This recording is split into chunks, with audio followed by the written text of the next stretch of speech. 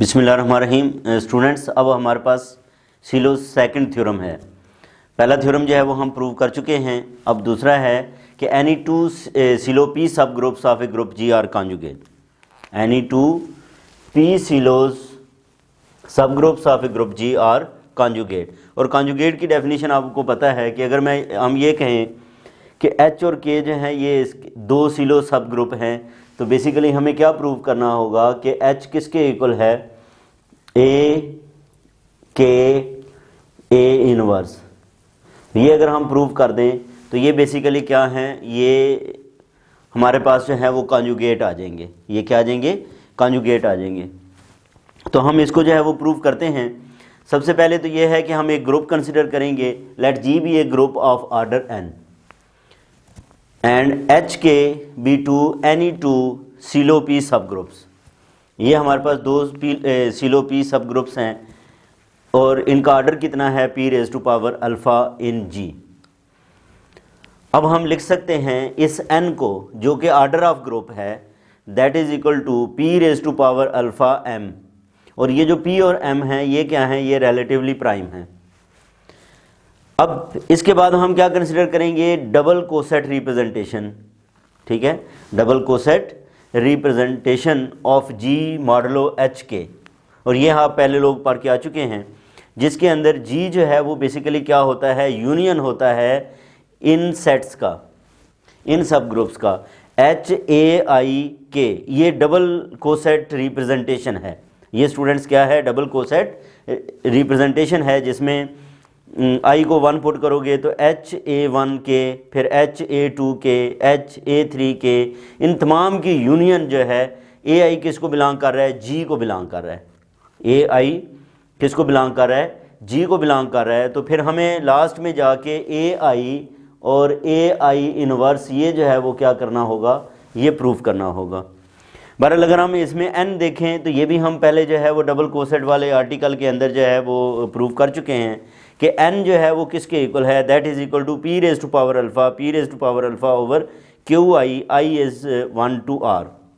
ये basically q i क्या है, it is the order of this h intersection A i K A i inverse. अब हम क्या करते हैं, यहाँ पे दोनों तरफ divide both sides of 1 by P raise to power alpha. हम दोनों तरफ P raise to power alpha पे जो है वो डिवाइड करते हैं। जब डिवाइड करेंगे तो हमारे पास जो रिज़ल्ट आएगा, अब स्टूडेंट्स जब हम दोनों तरफ P raise to power alpha पे जो है वो डिवाइड करेंगे, तो डिवाइड करने से ये हमारे पास इधर जो एक p raise to power alpha था वो डिवाइड होके कैंसिल हो गया, इधर हमारे पास p raise to power alpha आ गया। अब ये जो n over p raise to power alpha है, इसको हम क्या कह लेते हैं, that is equal to m। इसको क्या कह लेते हैं कि ये m के इक्वल है। तो अब हमारे पास ये वाली जो रिलेशन है वो ये बन गई कि m is equal to sigma I is equal to 1 to r P raise to power alpha over Q I. अब ये जो क्यू आई है, क्यू आई ये क्या है, being the order of the intersection of 2p subgroups. ये basically order of intersection of two P subgroups है, इससे पहले हम डिफाइन कर चुके हैं। Is a multiple of p, ये किसका मल्टीपल है, p का मल्टीपल है। So each term of a right hand side of 2 is either a multiple of p or equal to 1। क्योंकि p तो प्राइम है, प्राइम के दो ही मल्टीपल होते हैं, एक वो खुद नंबर होता है और एक 1 होता है।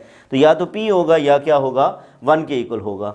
अब अगर हम इस 2 को ऑब्जर्व करें स्टूडेंट्स, तो इसमें left hand side of 2 is not divisible by p। ये जो लेफ्ट हैंड साइड है ये डिविजिबल बाय p नहीं है। So at least 1 p raise to power alpha over Q i किसके इक्वल होगा, वो 1 के इक्वल होगा। ठीक है, कम से कम इसमें तो बहुत सारे हैं, आई इज इक्वल टू 1 से लेके r तक हैं। इसमें एक वैल्यू जो है वो i is equal to 1 2 3 up to r में लाजमी ऐसी होगी जिसमें p raise to power alpha over Q i किसके इक्वल है, 1 के इक्वल है। अब हम जो है वो विदाउट लॉस ऑफ जनरलिटी हम ये लेट कर सकते हैं कि P raise to power alpha over Q1 किसके इक्वल है, 1 के इक्वल है। Q1 को दूसरी तरफ मल्टीप्लाई करते हैं तो P raise to power alpha किसके इक्वल आ गया, Q1 के इक्वल आ गया। So that the order of this is, तो फिर हमने यहाँ पे ये प्रूफ किया कि H intersection A i K A i inverse का आर्डर जो है वो क्या है, पी अल्फ़ा है। ये क्या है, ये पी अल्फ़ा है। ये हमने जो है वो प्रूव किया। अब एक हमारे पास एच है और ये क्या है, A i K A i inverse. आगे जाके हमने इन दोनों को ही अब क्या करेंगे, दोनों को इक्वल के प्रूव कर देंगे। तो वो बात जो हमने प्रूव करनी थी कि ये जो है वो कंजुगेट होते हैं, वो बात जो है वो स्टूडेंट्स प्रूव हो जाएगी। स्टूडेंट्स हमने ये प्रूव किया कि H intersection A i K A i inverse का आर्डर जो है वो क्या है, P raise to power alpha है। लेकिन अगर हम ये देखें कि ये जो हमारे पास है ये क्या है, बेसिकली एच का सब ग्रुप है, क्योंकि हमें ये पता है कि A is a subset of A intersection B, sorry A intersection B is a subset of A। तो इसका मतलब ये है कि ये जो है वो H का क्या है, सबसेट है। तो having the order same as H, और इसका आर्डर जो है वो सेम है। इसका मतलब ये क्या करता है, डिवाइड्स विद H। यानी कि हम ये कह सकते हैं कि H intersection A i K A i inverse किसके इक्वल आ गया, के इक्वल आ गया। और दो सेट्स अगर आपस में इक्वल हों तो एक दूसरे का क्या होता है, सबसेट होता है। हम ये कह सकते हैं कि H जो है वो K का सबसेट है, या दूसरे लफ्ज़ों में हम ये कह सकते हैं कि H is a subset of whole intersection H intersection A i K A i inverse. और ए आई किसको बिलोंग करता है, G को बिलोंग करता है। अब आर्डर ऑफ H जो है, ठीक है, ये order of this A i K A i inverse के बराबर है।